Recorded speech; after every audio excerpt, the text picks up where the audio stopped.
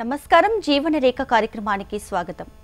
Diabetic foot ulcer అంటే ఏంటి, వీటి లక్షణాలు ఎలా ఉంటాయి, సో ఇవి రాకుండా ముందు జాగ్రత్తగా ఎలాంటి చర్యలు తీసుకోవాలి, ఒకవేళ వస్తే ఎలాంటి జాగ్రత్తలు తీసుకోవాలి, ఫుడ్ విషయంగా కావచ్చు ఎలాంటి కేర్స్ తీసుకోవాలి, ముఖ్యంగా డయాబెటిక్ ఫుట్ అల్సర్కి సంబంధించి ఎలాంటి ట్రీట్మెంట్ అవైలబుల్గా ఉందో వివరించడానికి కేబీకే హాస్పిటల్ నుంచి మెడికల్ డైరెక్టర్ డాక్టర్ విజయంతర్ గారు మన స్టూడియోలో మనతో పాటు లైవ్లో అందుబాటులో ఉన్నారు.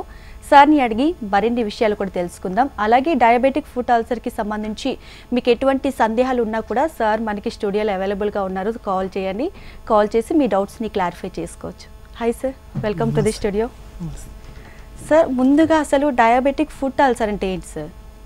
ఈ డయాబెటీస్ పేషెంట్స్ అంటే అన్కంట్రోల్డ్ షుగర్స్ ఉండే, లేకపోతే వాళ్ళు చాలా రోజుల నుంచి అంటే చాలా సంవత్సరాల నుంచి ఎవరైతే డయాబెటీస్తో సఫర్ అవుతున్నారో వాళ్ళకి డయాబెటీస్ ఫుట్ అల్సర్స్ వచ్చే అవకాశం ఉంటుంది.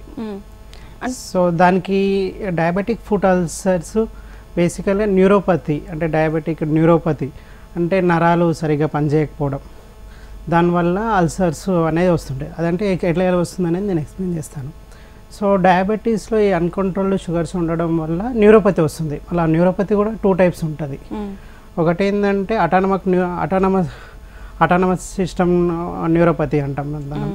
సో దానివల్ల ఏంటంటే ఈ యొక్క స్వెట్టింగ్ సెన్సేషను ఇది తెలియదు పేషెంట్స్కి. అట్లనే ఒక స్కిన్స్ కూడా ఎక్కువ ఈ న్యూరోపతి వల్ల బ్లడ్ సర్క్యులేషన్ ఎక్కువ అవుతుంటుంది కాలుకి. సో దానివల్ల ఏంటంటే స్కిన్ డ్రై అయిపోతుంది. సో వీళ్ళు కూడా ఎక్కువ ఈ ఫుట్ అల్సర్స్కి ప్రోన్ ఉంటారు, అంటే వాళ్ళకి ఎక్కువ వచ్చే అవకాశం ఉంటుంది. ఇంకోటి ఏంటంటే ఈ సెన్సోరో మోటార్ న్యూరోపతిలో ఏమవుతుందంటే ఈ యొక్క వాళ్ళకి సెన్సేషన్ అనేది తెలియదు. ఈ న్యూరోపతి వల్ల వాళ్ళకి సెన్సేషన్ తెలియదు. సో సెన్సేషన్ తెలియకపోవడం వల్ల చిన్న గాయం అవుతుంది. ఇప్పుడు అంటే వాళ్ళు బయటకు వెళ్ళినప్పుడైనా ఎప్పుడైనా చిన్న పిన్నేసి గుచ్చుకున్నా మేకు గుచ్చుకున్నా వాళ్ళకు సెన్సేషన్ అనేది తెలియదు. సో దీనివల్ల కూడా వాళ్ళకు ఫుట్ అల్సర్స్ డెవలప్ అవుతుంది. ఇంకోటి ఏంటంటే ఈ న్యూరోపతి వల్ల ఈ మనకు కాలు ఏదైతే ఉందో మనకు పాదం అనేది మొత్తం ఇట్లా విజువల్గా ప్రెషర్ అంతా రీడిస్ట్రిబ్యూషన్ అవుతుంటుంది. సో ఈ న్యూరోపతి వల్ల ఈ క్లా డిఫార్మిటీ వచ్చేసి సరిగా డిస్ట్రిబ్యూషన్ సరిగా జరగదు. మనం ఏదైతే వెయిట్ ఉంటుందో సరిగా డిస్ట్రిబ్యూషన్ అనేది జరగదు.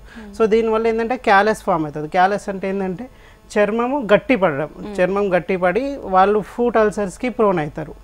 సో ఇలా అలాగే ఈ డయాబెటీస్ పేషెంట్స్ పెరిఫెరల్ వాస్కులర్ డిసీజెస్కి మోర్ ప్రోన్ ఉంటారు. అంటే జనరల్ పబ్లిక్తో పోలిస్తే ఒక 20 టైమ్స్ ఈ డయాబెటీస్ పేషెంట్స్ పెరిఫెరల్ వాస్కులర్ డిసీజెస్కి ప్రోన్ ఉంటారు అనమాట. సో ఈ మల్టిపుల్ కాజెస్ వల్ల ఈ డయాబెటీస్ పేషెంట్స్లో ఫుట్ అల్సర్స్ వచ్చే అవకాశం ఉంటుంది. అంటే ఎక్కువగా ఎవరిలో చూడొచ్చు ఇది అనేది? అంటే అన్కంట్రోల్డ్ షుగర్స్ అంటే యూజువల్గా డయాబెటీస్ అంటే ఏంటంటే ఇప్పుడు మామూలుగా ఫాస్టింగ్ బ్లడ్ షుగర్స్ తీసుకుంటే 126 అబోవ్ ఉంటే మనము వాళ్ళకి డయాబెటీస్ అని చెప్తాము. అట్లనే పిఎల్బిఎస్ అంటే పోస్ట్ లంచ్ తీసుకుంటే మోర్ దెన్ 200. అట్లా ర్యాండమ్ షుగర్స్ తీసుకుంటే మోర్ దెన్ 200 ప్లస్ సిమ్టమ్స్, అంటే ఎక్కువగా నీళ్ళు తాగుతుంటారు, లేకపోతే ఎక్కువగా యూరినేషను. సో ఇట్లాంటి పేషెంట్స్ని మనం డయాబెటీస్ పేషెంట్స్కి కేటగిరీ చేస్తాము. అట్లా HbA1c ఈ మధ్యలో మోస్ట్ సెన్సిటివ్గా తీసుకుంటున్నారు. సో 6.5 అబోవ్ ఉంటే వాళ్ళని డయాబెటీస్ పేషెంట్స్ లాగా కన్సిడర్ చేస్తున్నాం. సో వాళ్ళలో ట్రీట్మెంట్ అనేది స్టార్ట్ చేస్తాం అనమాట మనం.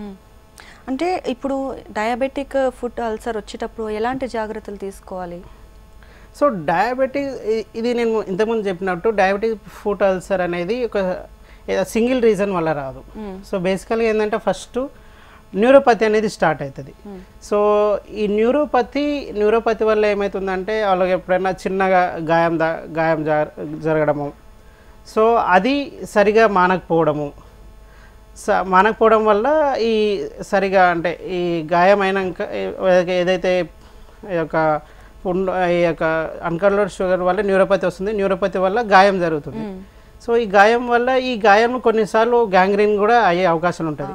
ఈ న్యూరోపతి వల్ల ఈ థర్మల్ ఇంజురీస్ అంటే ఎక్కువ హార్ట్ సర్ఫేస్ మీద ఈవెన్ ఎండలో నడుస్తాయి. ఇప్పుడు మనం ఎండాకాలం చూసుకుంటే కొంచెం ఎండ ఎక్కువ ఉన్నప్పుడు ఆ సర్ఫేస్ మీద బండ మీద కానీ ఇట్లా పెట్టినా కానీ అలా కూడా ఈ యొక్క అల్సర్ వచ్చే అవకాశం ఉంటుంది. ఎందుకంటే వీళ్ళు ఆల్రెడీ ఈ యొక్క సెన్సేషన్ సరిగ్గా తెలియదు కాబట్టి వాళ్ళు పట్టించుకోరు. ఇదేంటంటే అదొకటి ఇన్ఫెక్షన్గా అయిపోయి క్రానిక్ అల్సర్గా వెళ్తుంది ఇది. అంటే ఎప్పుడు డాక్టర్ని కన్సల్ట్ అవ్వాలంటారు, ఏ సమయంలో? అంటే బేసికల్ ఏంటంటే prevention is better then cure దేనికైనా. సో యూజువల్గా ఏంటంటే ఈ షుగర్స్ అనేది కంట్రోల్గా ఉండాలి. మన ఇండియన్ పాపులేషన్ మనం విలేజ్లో చూసుకుంటే కూడా వీళ్ళు కొంచెం వర్క్ లోడ్ వల్ల కావచ్చు, లేకపోతే ఆర్థిక ఇబ్బందుల వల్ల కావచ్చు, సో వాళ్ళు రారు, ట్రీట్మెంట్ అనేది సరిగా తీసుకోరు. సో యూజువల్గా ట్రీట్మెంట్ అంటే షుగర్ కంట్రోల్లో ఉంచుకోవాలి ఎప్పుడైనా షుగర్స్. సో సరైన ట్రీట్మెంట్ అంతే, వాళ్ళకు ఇన్సులిన్ వెళ్తుంటే ఇన్సులిన్, లేకపోతే మనకు మామూలుగా ఓరల్ హైపోగ్లైసెమిక్ అంటే ట్యాబ్లెట్స్. సో ట్యాబ్లెట్స్ ఉంటే ట్యాబ్లెట్స్ వాళ్ళు టైంకి తీసుకోవడం వల్ల షుగర్స్ కంట్రోల్ ఉంటాయి. So apart from the medicine మనకేంటంటే ముఖ్యంగా లైఫ్ స్టైల్ అనేది ముఖ్యం. సో చాలాసార్లు లైఫ్ స్టైల్ అనేది సరిగా ఉండదు. అంటే వాళ్ళు మనకు లైఫ్ స్టైల్ తీసుకుంటే వాళ్ళకు ఫుడ్ హ్యాబిట్స్ తీసుకున్నా, లేకపోతే అడిక్షన్స్, స్లీప్, స్ట్రెస్, సో అట్లనే ఎక్సర్సైజెస్. సో ఈ 5 కాంపోనెంట్స్ మనము లైఫ్ స్టైల్లో తీసుకుంటాము. ఈ 5 కాంపోనెంట్స్ వాళ్ళు సరిగా మేనేజ్ చేసుకోవాలి. సో ఏదైతే ఉంటుందో మనకు ఫుడ్ అంటే మనం మెయిన్గా ఫుడ్ మీద కాన్సన్ట్రేట్ చేస్తాము, sleep, stress, addictions and also exercises. ఈ 5 కాంపోనెంట్స్ కూడా చాలా ఇంపార్టెంట్. ఈ 5 కాంపోనెంట్స్ వాళ్ళు ఎలాంగ్ విత్ మెడిసిన్ తీసుకున్నప్పుడు షుగర్స్ కంట్రోల్లో ఉంటుంది. షుగర్స్ కంట్రోల్లో ఉన్నప్పుడు ఈ న్యూరోపతి అనేది కాంప్లికేషన్ తక్కువ అవుతుంది. ఈ అల్సర్స్కి అనేది వాళ్ళు వెళ్ళరు. ముఖ్యంగా ఇప్పుడు ఈ పేషెంట్స్ ఎలాంటి ఫుట్వేర్ ధరించాలి, మెయిన్ అదే ఇంపార్టెంట్ కాబట్టి. సో ఫుట్వేర్కి వచ్చేసరికి మనకు ఈ సాఫ్ట్ బేసికల్ ఏంటంటే ఇంతకుముందు నేను చెప్పినట్టు న్యూరోపతి వల్ల క్లాఫ్ ఫుట్ వస్తుంది, లేకపోతే సెన్సేషన్ కూడా లాస్ అవుతుంది. సో వీటి కోసం అటువంటి ఫుట్వేర్ వాడుకోవాల్సి ఉంటుంది. అంటే సాఫ్ట్ ఫుట్వేర్, సాఫ్ట్గా ఉండాలి. అట్లనే ఇంకోటి చూసుకుంటే మనం రీడిస్ట్రిబ్యూషన్ చేయాలి. ఏదైతే ఫుట్వేర్ వాడతారో వాళ్ళు ఆ ఒక వెయిట్ని అంతా రీడిస్ట్రిబ్యూషన్ కిందకి వచ్చే ఫుట్వేర్ని వాడుకుంటే బాగుంటుంది. సో అంటే ఎలాంటి ట్రీట్మెంట్ అవైలబుల్గా ఉంది సార్ ఇప్పుడు? సో ట్రీట్మెంట్ ఆప్షన్స్ వచ్చేసరికి మనకు ఫస్ట్ ఎగ్జామినేషన్. సో ఫస్ట్ మనము షుగర్స్ ఎలా ఉన్నాయో చూసుకోవాలి. ఫస్ట్ షుగర్స్ కంట్రోల్ ఉన్నాయా, అసలు ఇన్ఫెక్షన్ ఉందా, ఎగ్జామినేషన్ కంప్లీట్గా హిస్టరీ అనేది ఫుల్గా తీసుకోవాల్సి ఉంటుంది. హిస్టరీ తీసుకున్నాక ఎగ్జామినేషన్ చేస్తాము. సో ఎగ్జామినేషన్ తర్వాతకి మనకు ట్రీట్మెంట్ ఆప్షన్స్. సో ట్రీట్మెంట్ ఆప్షన్స్లో మనకి ఇప్పుడు ఏంటంటే మళ్ళీ ట్రీట్మెంట్ ఆప్షన్స్ కూడా 2 ఉంటాయి, ఒకటి సర్జికల్, నాన్ సర్జికల్. సో ఇక్కడ ట్రీట్మెంట్ ఆప్షన్స్లో మనము ఒకవేళ అల్సర్ ఇన్ఫెక్టెడ్ అయి ఉంటే మనము యాంటీబయాటిక్స్ ఇచ్చుకోవాల్సి ఉంటుంది. సో యాంటీబయాటిక్స్ తర్వాతకి ఒకవేళ అది అవసరమైతే డిబ్రైడ్మెంట్ అంటే ఒక చనిపోయిన టిష్యూ అంతా ఉంటుంది, సో అది హీల్ కాకుండా అడ్డుపడుతుంటుంది అనమాట. సో దాన్ని డిబ్రైడ్మెంట్ చేసుకుంటాం. సో డిబ్రైడ్మెంట్ తర్వాతకి డ్రెస్సింగ్స్, డైలీ డ్రెస్సింగ్స్ అనేది చేసుకోవాలి. సో మార్నింగ్ ఈవినింగ్ డ్రెస్సింగ్స్ చేసుకోవాలి. సో కొన్ని స్టడీస్ ప్రకారం ఏంటంటే ఈ ఏదైతే ట్రీట్మెంట్ డయాబెటిక్ ఫుట్ అల్సర్కి ట్రీట్మెంట్ స్టార్ట్ అయిందో, సో యూజువల్గా ఫస్ట్ మంత్ అంటే యూజువల్గా 4 వీక్స్లో 50% అనేది తగ్గిపోవాలి. సో యూజువల్ ఏంటంటే ట్రీట్మెంట్ స్టార్ట్ అయినాక 12 వీక్స్లో ట్రీట్మెంట్ అనేది అంటే పూర్తిగా గాయం పూర్తిగా నయం కావాలి. యూజువల్గా మనం అంటే అన్ని మనం కరెక్ట్గా అంటే పేషెంట్ ఫాలో అవుతుంటే యూజువల్గా ఒక 12 వీక్స్ అంటే యూజువల్గా 3 మంత్స్లో మొత్తం పూర్తిగా నయం కావాలి. అంటే నేను చెప్పినట్టు ఎప్పుడైతే ఈ ఫస్ట్ 4 వీక్స్లో 50% నయమైందో, పేషెంట్స్ నయమైందో వాళ్ళు ఈ పూర్తిగా 3 మంత్స్లో అవుతారనమాట. సో ఒకవేళ అంటే మనం యూజువల్గా ట్రీట్మెంట్ స్టార్ట్ చేశాక మళ్ళీ ఒక 1 మంత్ తర్వాత అంటే 4 వీక్స్ తర్వాతకి అసెస్మెంట్ చేసుకొని ఆ 50% మనం అచీవ్ కాలేదంటే 50% మనకు ఈ యొక్క ట్రీట్మెంట్ అంటే వూండ్ హీల్ కాకపోతే మళ్ళీ రీఅసెస్ చేసుకొని మళ్ళీ ట్రీట్మెంట్ మోడాలిటీస్ చేంజ్ చేసుకోవాలి. పేషెంట్ యొక్క షుగర్స్ లేకపోతే వాళ్ళ లైఫ్ స్టైల్ వాళ్ళ ఇక్కడ మనం హిస్టరీ తీసుకొని మళ్ళీ రీఅసెస్ చేసుకొని మళ్ళీ ట్రీట్మెంట్ అనేది మాడిఫై చేసుకోవాల్సి ఉంటుంది. అంటే ఇప్పుడు అది రావడం అనేది మన దగ్గర లేదు, బట్ ట్రీట్మెంట్ సమయంలో తీసుకోవాల్సిన జాగ్రత్తలు చాలా ఇంపార్టెంట్ కాబట్టి సో ఎటువంటి కేర్స్ తీసుకోవాలంటారు పేషెంట్? సో యూజువల్గా డయాబెటీస్ అనేది ఒక syndrome, it's not a disease, it's a syndrome. అంటే ఇందులో చాలా ఫ్యాక్టర్స్ ఉంటాయి.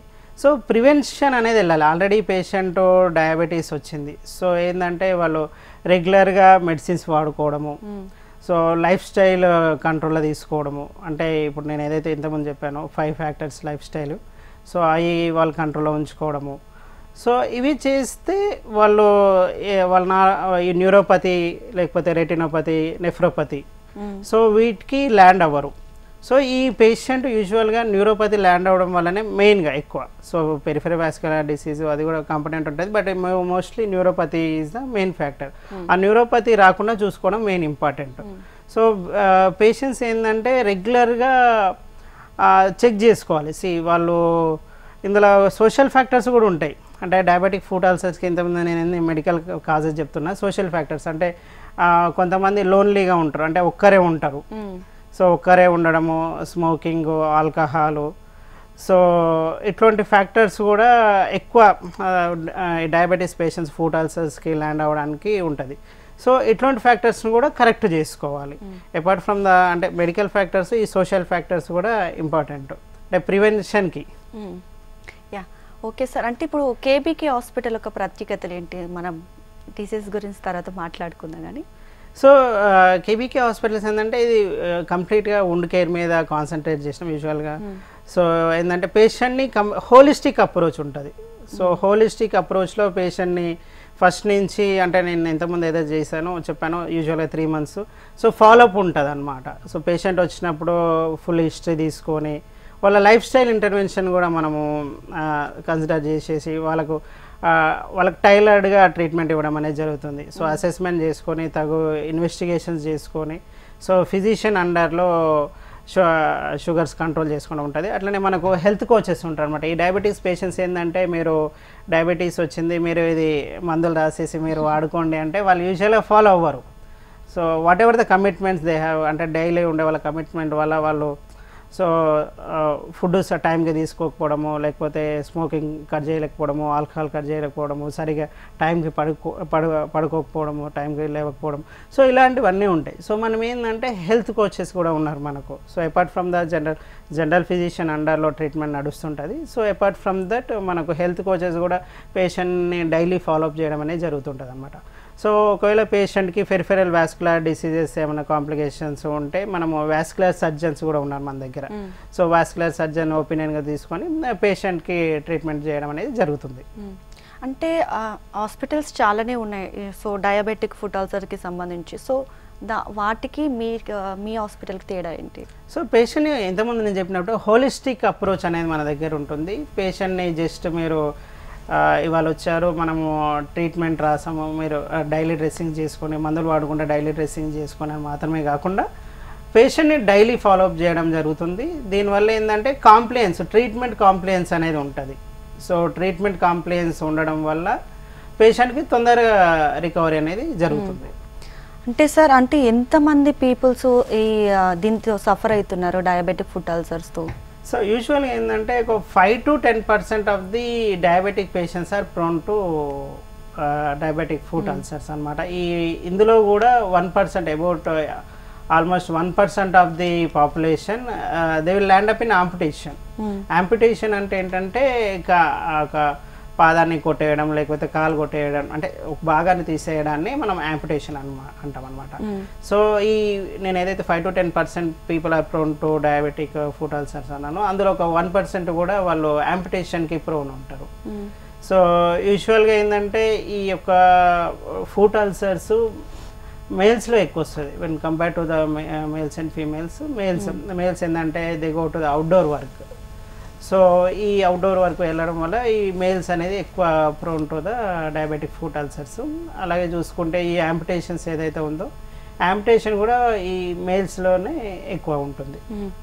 అంటే మీ దగ్గరకు వచ్చి ఇప్పుడు పేషెంట్స్ ఉంటారు, సో మేజర్గా ఏం ప్రాబ్లమ్స్తో వస్తున్నారు వాళ్ళు?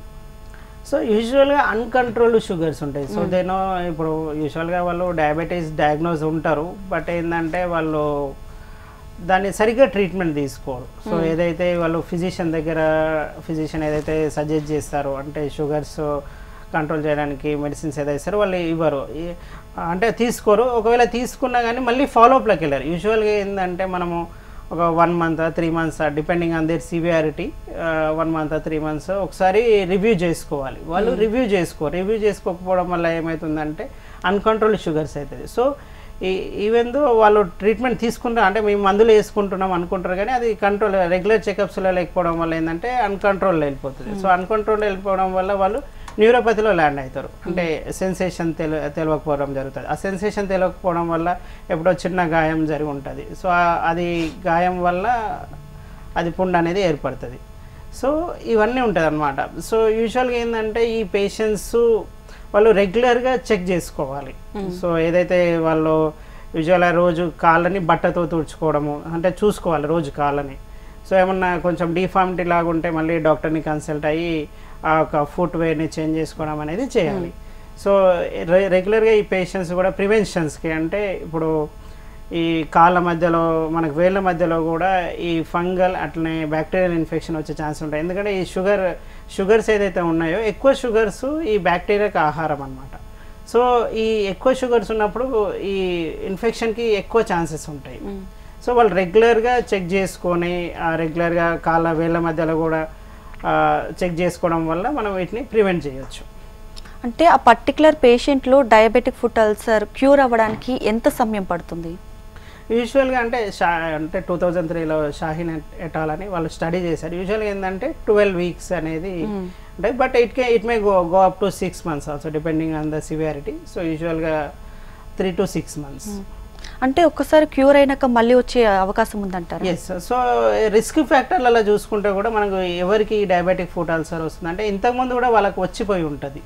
సో వాళ్ళు they are more at risk of diabetic foot ulcer. ఇప్పుడు వచ్చింది కాబట్టి అంటే మానిపోయింది అంటే ఇంకా మానిపోయినట్టే కాదు, మళ్ళీ వచ్చే అవకాశాలు ఉంటాయి. సో కాబట్టి రెగ్యులర్గా వాళ్ళు ఫుడ్ను చూసుకోవడము, కలర్ ఏమైనా చేంజ్ అవుతుందా, ఒకవేళ టెంపరేచర్ ఏమైనా అంటే కొంచెం వేడిగా ఏమైనా ఉంటుందా, లేకపోతే ఒక పాదంలో వెంట్రుకలు ఏమన్నా రాలిపోయాయా. సో ఈ వెంట్రుకలు రాలిపోవడము ఇవన్నీ కూడా సైన్స్ అన్నమాట. So neuropathy science. సో ఇవన్నీ రెగ్యులర్గా కాళ్ళ వేళ్ళ మధ్య సందులో చెక్ చేసుకోవడము ఇవన్నీ చేయడం వల్ల ప్రివెంట్ చేసుకోవచ్చు. సో ఒకసారి మానిపోయింది కాబట్టి ఇంకా రాదని ఉండదు. సో ఎప్పటికైనా షుగర్స్ అనేది కంట్రోల్లో ఉండాలి. షుగర్స్ కంట్రోల్లో ఉంటేనే మనము అంటే చాలా మంది పీపుల్స్కి సో ఇదొక డిసీజ్ వచ్చింది అని కూడా చాలా మందికి తెలియదు. సో అలాంటి వాళ్ళకి ఏం చెప్తారంటే ఫస్ట్ ఎట్లా ఐడెంటిఫై చేసుకోవచ్చు అంటారు? యూజువల్గా డయాబెటీస్ ఇది సైలెంట్ ఎపిడమిక్. మీరు అన్నట్లు చాలామంది అంటే నార్మల్గా ఉంటారు. యూజువల్గా ఏమైనా జ్వరం వస్తే వెంటనే బయటకు వచ్చేస్తుంది, జలుబు దగ్గు వస్తే బయట వెంటనే వచ్చేస్తుంది. సో వాళ్ళు యూజువల్గా ట్రీట్మెంట్ తీసుకుంటారు డాక్టర్ దగ్గరికి వెళ్ళి. సో డయాబెటీస్ అనేది వాళ్ళకు ఫ్యామిలీ హిస్టరీ ఏమైనా ఉందా, అంటే వాళ్ళ ఫ్యామిలీ మెంబర్స్ ఎవరైనా ఎట్ రిస్క్ ఉన్నారా. సో అట్లాంటి వాళ్ళు రెగ్యులర్గా హెల్త్ చెకప్స్ అనేవి చేయించుకోవాలి. సో రెగ్యులర్గా చెక్ చేసుకొని వాళ్ళు డయాబెటీస్ ఉందా లేదా అనేది తెలుసుకోవచ్చు. అట్లనే ఎక్కువగా దాహం అవ్వడము, లేకపోతే ఎక్కువగా యూరిన్కి వెళ్ళడము, లేకపోతే వెయిట్ లాస్ అవ్వడము, ఇట్లాంటి సిమ్టమ్స్, చెమట పట్టడము, ఇట్లాంటి ఊరికి ఇట్లా పట్టడము ఇట్లాంటివి ఉంటే వాళ్ళు డాక్టర్ దగ్గరికి వచ్చి చెక్ చేసుకొని వాళ్ళు డయాగ్నోస్ అనేది చేసుకోవాలి. అంటే సో చూపించుకోపోవడం బట్టి పేషెంట్స్కి అది తెలియదు కాబట్టి డయాబెటిక్ ఫుట్ అల్సర్ అనేది సో చాలా ప్రమాదం అయ్యే అవకాశం కూడా ఉంటుంది. సో ఆ క్రిటికల్ సిచ్యువేషన్ కూడా మనం హ్యాండిల్ చేయొచ్చు. సో బేసికల్గా నేను ఇంతకుముందు చెప్పినట్టు ఒకవేళ క్రిటికల్ సిచ్యువేషన్ అంటే వాళ్ళు ఇన్ఫెక్షన్ అవ్వడం వల్ల సెప్సిస్ ఇన్ఫెక్షన్ మనము మెడికల్గా సెప్సిస్ అంటాము. సో ఈ సెప్సిస్ ఇన్ టైంలో వస్తే మనం వాళ్ళని యాంటీబయాటిక్స్ ఇచ్చి ట్రీట్మెంట్ అనేది చేయొచ్చు. ఒకవేళ అప్పుడు కూడా వాళ్ళు నెగ్లెక్ట్ చేస్తే మీరు అన్నట్లు వాళ్ళు సీరియస్ కండిషన్లా అంటే కొంతమంది చూసాను పేషెంట్స్ వాళ్ళే యాంపిటేషన్ చేసుకున్న కేసెస్ కూడా మేము చూసాము. సో ఇట్లాంటి కేసెస్ ఏమవుతుంటుందంటే అవి అక్కడితోటి ఆగకుండా ఇన్ఫెక్షన్ సూపర్ఫిషియల్ కాకుండా డీప్కి వెళ్ళిపోతుంది. డీప్లో అంటే మజిల్కి వెళ్ళిపోవడము, అట్లనే బోన్ ఇన్వాల్వ్మెంట్ కూడా జరుగుతుంది. సో బోన్ ఇన్ఫెక్షన్ కూడా జరుగుతుంది. బోన్ ఇన్ఫెక్షన్ మనం ఆస్టియోమైలైటిస్ అంటాము. సో ఈ పేషెంట్స్ ఆస్టియోమైలైటిస్ వచ్చినప్పుడు మనము యాంటీబయాటిక్స్తో ట్రై చేస్తాము. సో ఇఫ్ కంట్రోల్ కావట్లేదంటే మనం యాంపిటేషన్ చేసుకోవాల్సి వస్తుంది. సో యాంపిటేషన్ చేయకపోతే మీరు అన్నట్లు లైఫ్ థ్రెటనింగ్ కండిషన్ ఉంటుంది. Okay sir. అంటే ఇప్పుడు కేబీకే హాస్పిటల్ చాలా మంది కూడా సో ఈ పేషెంట్స్ బాధపడుతున్నారు. సో అప్రోచ్ అవ్వాలంటే చాలా కష్టంగా ఉంది. సో మనకి ఎక్కడెక్కడ బ్రాంచెస్ ఉన్నాయి? సో మనది ఎల్బీ నగర్లో బ్రాంచ్ ఉన్నది. So Omkar Nagar bus stop వెనకాల మన హాస్పిటల్ ఉంటుంది. సో అక్కడ వచ్చి వాళ్ళు సర్వీసెస్ తీసుకోవచ్చు. సో బేసికల్గా పేషెంట్స్ ఏంటంటే నేను రిక్వెస్ట్ చేసింది అంటే హోలిస్టిక్ అప్రోచ్ ఉంటుంది మన హాస్పిటల్లో. అంటే చాలా దగ్గర మీకు మందులు ఇచ్చి మీరు వాడుకోండి అని చెప్పేస్తుంటారు. అట్లా కాకుండా మన దగ్గర డైలీ ఫాలోఅప్ అనేది పేషెంట్స్కి చేస్తుంటారు. సో దాన్ని బట్టి ఏంటంటే మీరు ట్రీట్మెంట్ అనేది ఇన్ టైమ్గా అంటే డైలీ తీసుకోవడం జరుగుతుంది. సో అట్లా వాళ్ళకి తొందరగా నయం అవుతుంది. కాబట్టి హోలిస్టిక్ అప్రోచ్లో మనది ఉన్నది. అట్లనే మన దగ్గర డెడికేటెడ్ హెల్త్ కోచెస్ ఉన్నారు పేషెంట్స్కి. సో ఇక్కడ కేబీకే హాస్పిటల్స్కి వచ్చి వాళ్ళు ఈ సర్వీసెస్ తీసుకోవాల్సిందిగా కోరుతున్నాను. అంటే ఇప్పుడు డయాబెటిక్ ఫుట్ అల్సర్ పేషెంట్స్కి సో ఫైనల్గా మీరు ఎలాంటి సలహాలు సూచనలు ఇవ్వాలనుకుంటున్నారు హెచ్ఎంటీవీ త్రూ? సో మీరు ఫస్ట్ మీరు apart from the medicine life style management అనేది కూడా ఇంపార్టెంట్. లైఫ్ స్టైల్ మేనేజ్మెంట్లో బేసిక్గా వచ్చేసి ఫుడ్లో మీరు ఎక్కువగా లో గ్లైసిమిక్ ఇండెక్స్ ఉండే ఫుడ్స్ తీసుకోవాలని నేను కోరుతున్నాను. లో గ్లైసిమిక్ ఫుడ్స్ అంటే హోల్గా అంటే మనం బియ్యం అనేది తెల్ల బియ్యం కాకుండా బ్రౌన్ రైస్ వస్తుంది, బ్రౌన్ రైస్ తీసుకోవడము. అట్లనే జ్యూసెస్ అనేది తక్కువ తీసుకోవాలి. జ్యూసెస్ ఒకవేళ పండ్లు తీసుకుంటే బెటరు. జ్యూసెస్లో పండ్లల్లో యాపిల్స్ బెటరు. సో అట్లనే టమాటాలు, క్యారెట్స్, కుకుంబర్ అంటే దోసకాయలు ఇవి ఫుడ్స్లో తీసుకోవాల్సినవి. సో లో గ్లైసిమిక్ ఫుడ్ తీసుకోవాలి. అట్లనే లైఫ్ స్టైల్ మేనేజ్మెంట్లో నేను చెప్పినట్లు మీరు ఏ టైంకి పడుకుంటున్నారు అనేది ఇంపార్టెంట్. ఏ టైంకి పడుకుంటున్నారో ఏ టైంకి లేస్తున్నారు. అట్లనే ఎడిక్షన్స్ ఏదైతే ఉన్నాయో ఒక స్మోకింగ్, ఆల్కహాల్ కూడా అవి దూరం చేసుకోవాల్సి ఉంటుంది. ఎక్సర్సైజ్ అంటే నేను మెయిన్గా రికమెండ్ చేసేది హెవీ ఎక్సర్సైజ్ కాకుండా just go for walk. So walking is the best. ఎందుకంటే ఇన్సులిన్ రెసిస్టెన్స్ అనేది తగ్గుతుంది వాకింగ్ తోటి. So I recommend walking to the patients. అంటే కొంతమంది సో స్తోమత లేని పీపుల్స్ ఉంటారు, చాలా పేషెంట్స్ ఉంటారు. సో ఎందుకు వెళ్ళాలి హాస్పిటల్కి, సో నార్మల్గానే క్యూర్ చేసుకుందాం అనుకుంటూ చాలామందిలో ఉంటారు. సో దాని నుంచి కూడా మనం క్యూర్ చేసుకునే అవకాశం ఉందంటారా, లేకుంటే హాస్పిటల్కి వెళ్ళి డాక్టర్ని కన్సల్ట్ అవ్వాలంటారా? బేసికల్లీ నేను ఇక్కడ చెప్పేదంటే ఒకవేళ క్యూర్ చేసుకుంటే వాళ్ళకి షుగర్స్ ఎంత ఉన్నాయి మనకు తెలియాలి. అన్కంట్రోల్డ్ షుగర్స్ ఉన్నప్పుడు వాళ్ళు ఎంత ట్రై చేసినా ఉపయోగం ఉండదు. సో కాబట్టి వాళ్ళు రావట్లేదంటే they will be at risk. So కాబట్టి వాళ్ళు పరీక్షలు చేయించుకొని దానికి తగ్గట్టు మెడిసిన్స్ అనేది వాడుకుంటేనే తగ్గుతుంది. ఇంకా లేదు మేము ఇట్లనే ఉంటామంటే ఇప్పుడు ఇంతకుముందు చెప్పాను కదా. సో న్యూరోపతి వాళ్ళ సెన్సేషన్ లేదు, they landed in foot ulcers. So వాళ్ళు అక్కడ ఫుట్ అల్సర్స్ కూడా వాళ్ళు నెగ్లెక్ట్ చేస్తే they will land up in gangrene అంటే సెల్ డెత్. సో దానివల్ల యాంపుటేషన్స్ చేయాల్సిన పరిస్థితి వస్తుంది. ఒకసారి అది కూడా వాళ్ళు అంటే గ్యాంగ్రీన్ అంటే బ్లాక్ కలర్ డిస్కలరేషన్ అవ్వడం అట్లా. సో దాన్ని కూడా వాళ్ళు నెగ్లెక్ట్ చేస్తే వాళ్ళకు ప్రాణాపాయం అంటే డెత్ కూడా వచ్చే అవకాశం ఉంటుంది. కాబట్టి టైంగా ఇంటర్వ్యూన్ అయితే so they will be safe. Okay sir, మా స్టూడియోకి వచ్చి డయాబెటిక్ ఫుట్ అల్సర్కి సంబంధించి చాలా విషయాలు కూడా మాతో షేర్ చేసుకున్నందుకు once again thank you sir. So మీరు కూడా సార్ చెప్పినట్టు సార్ సలహాలు సూచనలు కూడా పాటించండి డయాబెటిక్ ఫుట్ అల్సర్కి సంబంధించి. సో ముందుగానే జాగ్రత్త పడండి, వీలైతే క్రిటికల్గా ఉంటే డాక్టర్ని కన్సల్ట్ అవ్వండి అని కూడా డాక్టర్ గారు మనకు చెప్తున్నారు. సో ఇది వాటి జీవన రేఖ కార్యక్రమం. చూస్తూనే ఉండండి హెచ్ఎం టీవీ.